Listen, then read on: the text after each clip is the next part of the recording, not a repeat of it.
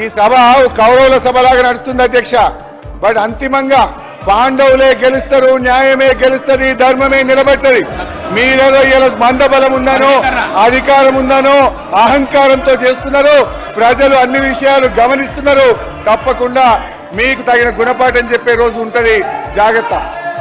SC వర్గీకరణ మీద భారత సర్వోన్నత న్యాయస్థానం ఇచ్చిన తీర్పును బీఆర్ఎస్ పార్టీ పక్షాన మా యొక్క హర్షాన్ని వ్యక్తం చేస్తా ఉన్నాం, స్వాగతిస్తా ఉన్నాం. అధ్యక్ష, ఈ యొక్క వర్గీకరణ మీద మా ప్రభుత్వం ఏర్పడిన వెంటనే సభానాయకుడిగా కేసీఆర్ గారు 29 నవంబర్ 2014లో ఈ ఎస్సీ వర్గీకరణ వెంటనే చేయాలని ఆనాడు మా సభానాయకుడిగా కేసీఆర్ గారు ఈ సభలో తీర్మానాన్ని ప్రవేశపెట్టి కేంద్ర ప్రభుత్వానికి ఏకగ్రీవంగా ఈ వర్గీకరణ చేపట్టాలని చెప్పిన పార్టీ మా బీఆర్ఎస్ పార్టీ. తీర్మానం చేయడమే కాదు అధ్యక్ష, ఎస్సీ వర్గీకరణను వెంటనే చేపట్టాలని ఆ తీర్మానం కాపీని స్వయంగా కేసీఆర్ గారే తీసుకొని ఆనాటి ఉప ముఖ్యమంత్రిగా ఉన్న నాయకులను, దళిత నాయకులందరినీ వెంట పెట్టుకొని వెళ్లి ప్రధానమంత్రి గారిని స్వయంగా కలిసి దీని వర్గీకరణ యొక్క ఇంపార్టెన్స్ ను ఆ రోజు కేసీఆర్ గారు ప్రధాని గారికి వివరించడం జరిగింది. ప్రధానమంత్రి గారు ఆ రోజు కూడా చాలా స్పష్టంగా ఇది న్యాయమైన డిమాండ్ అని, దీన్ని తప్పకుండా పరిష్కరిస్తామని ప్రధానమంత్రి గారు కూడా ఆ రోజు సానుకూలంగా స్పందించారు అధ్యక్ష. అయితే అధ్యక్ష, ఈ వర్గీకరణ పోరాటం చాలా సుదీర్ఘమైన పోరాటం. ఎన్నో త్యాగాలు జరిగినాయి.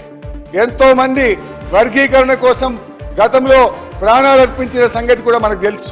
ఇదే గాంధీ భవన్ దగ్గర పెట్రోల్ పోసుకొని ఆ రోజు కొంతమంది మాదిగలు ఆత్మాహుతికి పాల్పడితే అప్పటి ప్రభుత్వం కనీసం వాళ్ళని పట్టించుకున్న పాపాన కూడా పోలేదు. కానీ ఆ మాదిగలకు కేసీఆర్ గారు మా ప్రభుత్వం వచ్చిన వెంటనే వారందరికీ ఎక్స్గ్రేషియా ఇచ్చి ఆ కుటుంబాలను ఆదుకున్న పార్టీ బీఆర్ఎస్ పార్టీ, మా నాయకుడు కేసీఆర్ గారు అధ్యక్ష. ఆ రోజు కాంగ్రెస్ పార్టీ ద్రోహం చేసిందని, కాంగ్రెస్ పార్టీ వర్గీకరణ చేయడం లేదని మందకృష్ణ మాదిగ గారి నేతృత్వంలో గాంధీ భవన్ దగ్గర ఆ రోజు పెద్ద ఎత్తున మాదిగలు గాంధీ భవన్ ముట్టడికి వచ్చి పోరాటం చేసిన విషయాన్ని కూడా గుర్తు తెచ్చుకోవాలి.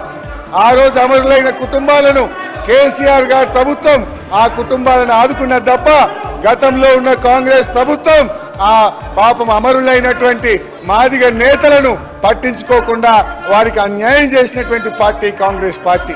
బట్ ఏది ఏమైనా ఈ సందర్భం చాలా సంతోషమైనటువంటి సందర్భం. దశాబ్దాల కళ నెరవేరినటువంటి రోజు. అందువల్ల ఈ రోజు మా బీఆర్ఎస్ పార్టీ తరఫున సుప్రీంకోర్టు తీర్మానాన్ని మనస్ఫూర్తిగా స్వాగతిస్తా ఉన్నాం. ప్రభుత్వం ప్రవేశపెట్టిన స్కిల్ యూనివర్సిటీకి కూడా మా బీఆర్ఎస్ పార్టీ తరఫున సంపూర్ణమైన మద్దతును తెలియజేస్తా ఉన్నాం. అయితే అధ్యక్ష, నిన్న గాని ఈ రోజు గాని సభ జరిగిన తీరు మా హృదయాలను ఎంతో గాయపరిచింది.